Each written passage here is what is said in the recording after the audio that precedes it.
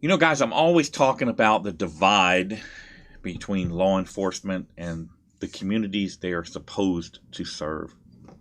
More and more I've become, over time, disillusioned with law enforcement. I started out doing this because I thought that the good guys needed to be exposed. You know, they needed to be shown, and to prove that the good guys outnumbered the bad guys. Well, I've come to be educated.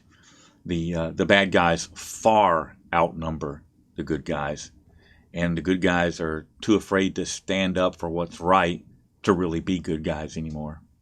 That's my opinion. It's what I've observed over time. And you can tell a lot about law enforcement by who they choose to speak for them, who they choose to represent them. And you've seen Joe Grimaldi. He's out of the Houston Police Officers Association, and he is the number 2 guy for the Fraternal Order of Police now.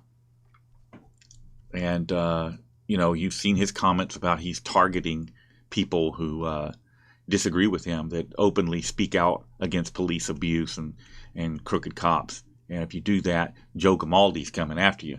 Well, it's not just Joe Grimaldi. I got a video here for you. Wouldn't you know it? This is Stedman Stahl. He is the president of the South Florida Police Benevolent Association. And they have an interesting situation here. I'm going to just play this clip for you and let you see what you think. Stedman Stahl. I'm the president of the South Florida PBA. We're the group that's representing Officer Rodriguez in this terrible time, and I'm kind of embarrassed that we have to be here right now today. Officer Rodriguez was doing his job that night at the airport. He had an agitated passenger that was jumping over counters, was attacking airline personnel. He was called there.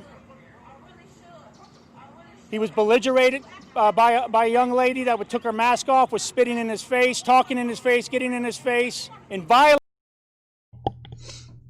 Now, I'm going to back that up just a little bit. This PBA guy, this police union guy, is defending the actions of this officer. Now, you can see this young lady is standing kind of close to the officer. She does not make physical contact. She doesn't strike him, and I don't see her spitting anything. I mean, the officer is free to back up. All he got to do is take a step back. Instead, what does he do? Getting in his face and violated his space. And here we are today. He's defending his job for protecting this community in that airport. I have received a letter from the airport personnel over there, over 50 to 60 signatures supporting Officer Rodriguez. He did nothing wrong. He did nothing wrong. You see, this is what I mean, guys.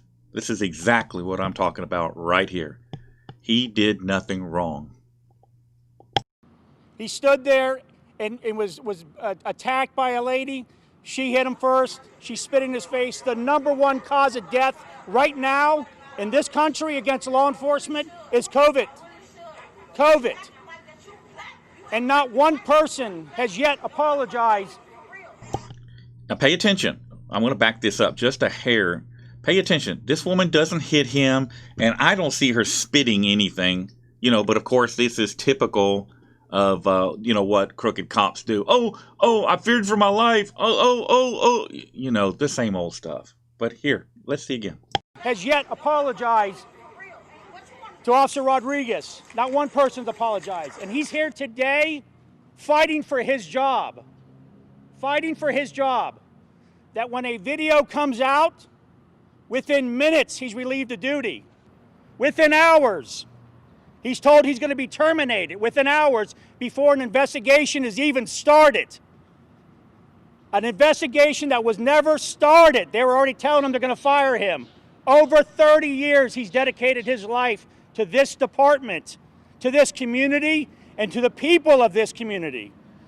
And there's a narrative out there right now of anti-police. There's a narrative out there right now about anti-police. I wonder why. I mean, this guy hit that woman with his fist. He could have pushed her back. He could have done any number of things. And I tell you that hitting somebody like that who is not physically attacking you is not permitted in any department I know of. There's no use of force guidelines for that when there's no force being, used against you. But the union, this crooked union, going to take up for their guy. Unbelievable. I say unbelievable. It's not unbelievable. Guys, I'll link that full video in the description so you can go over there. I can't even stand to listen to this guy anymore. I mean, he goes on and on and on about how this poor policeman did nothing wrong, blah, blah, blah, blah, blah. What would have happened to you or I had we made a fist and punched that officer? And he didn't punch her just once. The video is not very clear, but there were actually several punches. He jumped on top of her and slugged her a couple more times. So I'm just fed up to there with the police crying about how bad their lives are. Oh, my life is so bad. People who make a living out of ruining people's lives going to cry about how bad their life is when they get caught and the heat comes down on them. Think about that, because that's what crooked cops do. They make a living by ruining people's lives, by taking your freedom from you, by framing you for crimes you didn't commit. You think it doesn't happen? It happens all the time. It's not an isolated incident. It happens all the time, and they get away with it because of the unions. Thanks for watching, guys. I'll see you again soon.